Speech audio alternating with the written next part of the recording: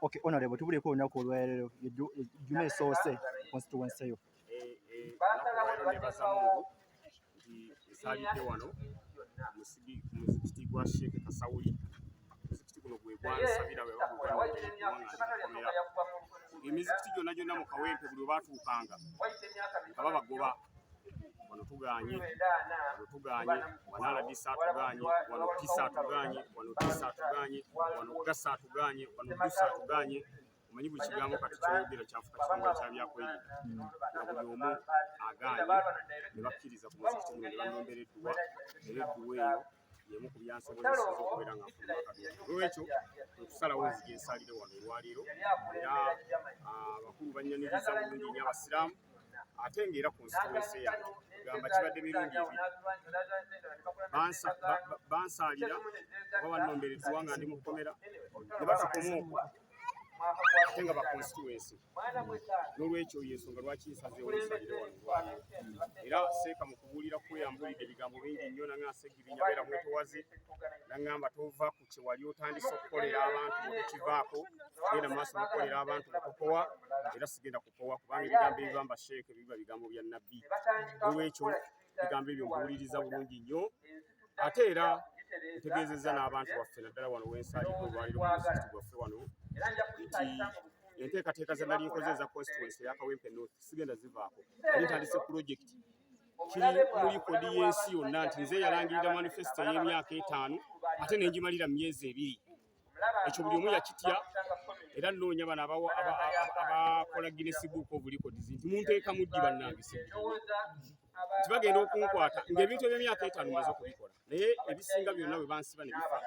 era nyina enteekateeka egenda okubizaawo mpola. Akuba nti ekizibu kyenkyalina nkyali mulwadde naye mmanyi Mungu ajja kunsobozesa obulwadde buno bugende buli kimu tukizzeewo mpola. Eddwaliro liddewo, Segibox eddewo, Kawempe North Technical Institute nayo tugyongeremu amaanyi. Buli kimu tukyongeremu amaanyi kye twandise okwongera okulaba nga Allah atusobozesa constituency eno ebeere nga ye modo ya constituency zonna mu ggwanga Uganda. Naye bw'otugambyeko tolaze ng'ojja wano lwaki tolaze watidde ekyaŋŋaanya okulaga nga nzija wano bwe baatulombera edduwa wano dduwa bwe yaggwa Seeka baamutiisatiisa ne bamukubira amasimu agavaawa nze Piso nze enkuba nze Diso nze enkuba nze Gaso nze enkuba nze Ruso nze enkuba amasimu gaamukubibwa mangi nnyo. Munansonyiwa okwogera ebigambo ebyo ebitongole by'ebyokwerinda tukyayawula kati Piso Diso Gaso buli kigambo ky'oyogera kitongole kya byakwerinda baatiisatiisa Seeka akati kyenkoze ne ŋŋamba nti Seeka nyinza omugamba nti nzija nagamba waaye kyenagwako buli kyali kizibu nnyo muganda wange Segirinya lindako neetegereze ensonga lwaki ngudde bugwi bwekugwa obugwi Seeka agenza ogira bwatya neekangiddeawo nga ntuuse yenkola gye bayita robadoba style era ndagyogerakawo nga tagimanyi nkola ya robadoba style okusaala ne kugwa bulungi n'ogenda kati abasajja bali eyo ndowooza bagamba asaalidde watumusange wanze namaliriza dde osaala era nziraka bulikaayo mu parliament honorable mu parliament navuddeyo kyali kitya mu parliament kyali kirungi nnyo first appearance yange mu parliament mwagiraba nagenda nga ndi smart nnyo okuba nti engoye lulize nali nategeka okwambala nga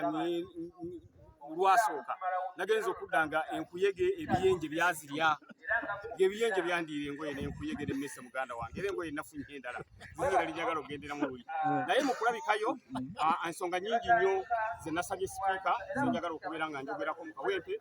tulina obuzibu bwa unemployment bantu baffe tebalina mirimu nsonga eyo njagala gyogerako nnyo ndabe nga sipiika ankwatizaako tulabe nga mu Kawempe abantu baffe bafuna emirimu mu ngeri emu oba endala tusobola otandikawo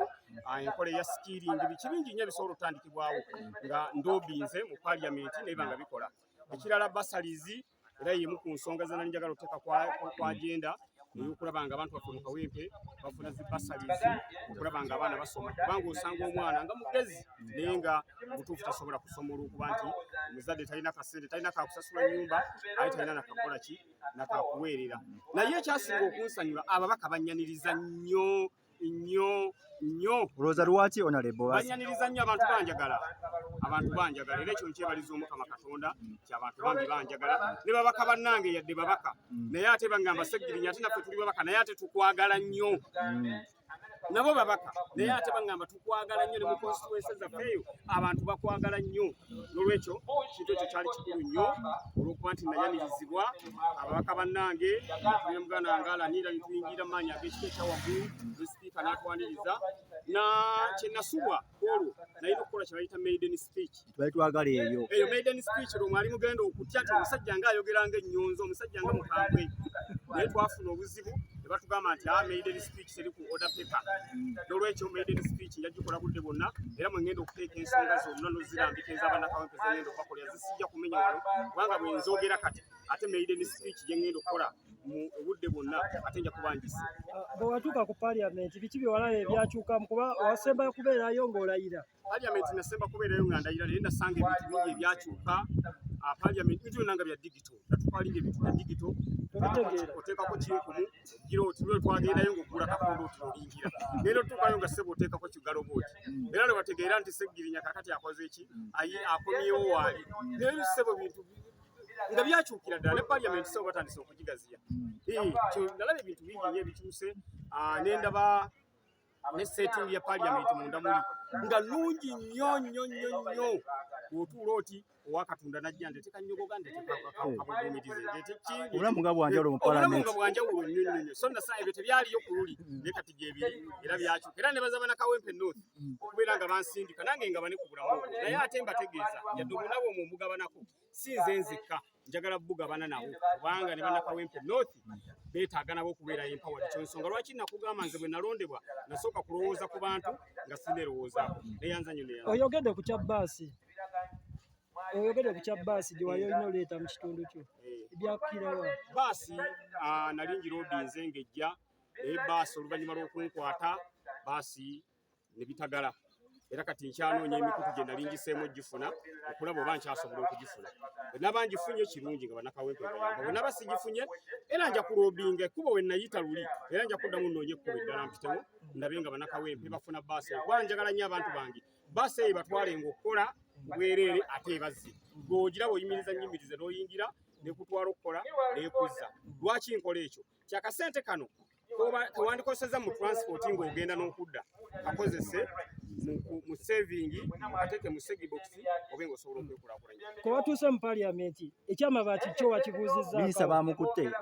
minisita ow'amabaati bamukutte lwakuba minisita yankoze bubi nnyo bagenze omukwata nga simubuuliridde byalina okusangayo eri ng'agenze kubanga yavudde embulamu bwe tubaddemu obulungi alina obulamu obulala bwe yagenzeemu nadde njagala mubuulire yeeteekereteekere ebiku yeeteekereteekere enkukunyi yeeteekereteekere osula akagongo yeeteekereteekere okulya ekijanjaalo ekimu bakuwa supu nga muwulire olimu ekijanjaalo babala bibale ssebo bali abapulizo ningenva babala bibale era bw'olya ebisatu nga bagaa nti ennaku 3 z'ogenda okumala nga tolya bwana Segirinya kuba walidde ebijanjaalo 3 bya nnaku 3 nadde njagala minisita ebyakole ki abyeteekereteekere naye nagenza ogira bweti nga bamututte dda naye mukomera waliyo TV mugamba ebyo byali mu kulaba kati byayitamu tabitya naffe bye tubale tukola ki tubale tuyitamu alina okufuna empi 2 ku makya afune empi 2 ku lanchi afune n'empi 2 ekiro ng'agenda okwebaka webale nnyo mu